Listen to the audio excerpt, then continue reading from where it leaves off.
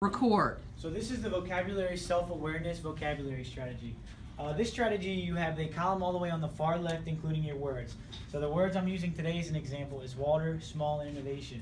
You'll see we have three categories next to those. There's a plus, a check, and a minus.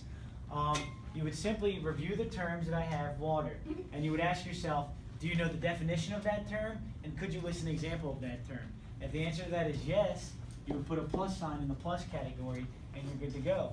You then go to your next term, small. Do I know the definition of that term? And do I know an example of that term?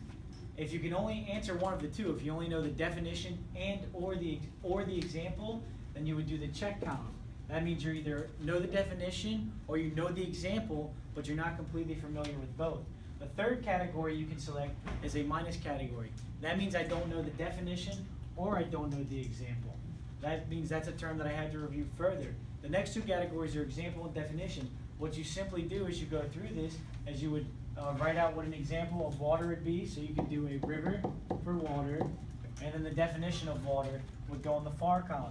It would come down to the same thing. So you would start with small. Let's say you know what an example of small is, but you don't know the exact definition. I know an example is hamster.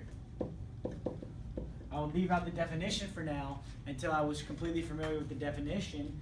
Down the road, I would then go back and write my definition in, and then I could go put it in the plus column because now I know both the example and definition. And the same would apply for the minus column. So I don't know an example or definition for innovation. I would go research, I would go study it. After doing so, I would come include my example. So I'm going to use an iPhone here, and then I would write the definition of innovation there. And then again, I could come to this minus column and mark that off, and I can include it in plus. And all your terms would be here, and you would fill out an example and definition for each of those. And that is the vocabulary self-awareness vocabulary strategy.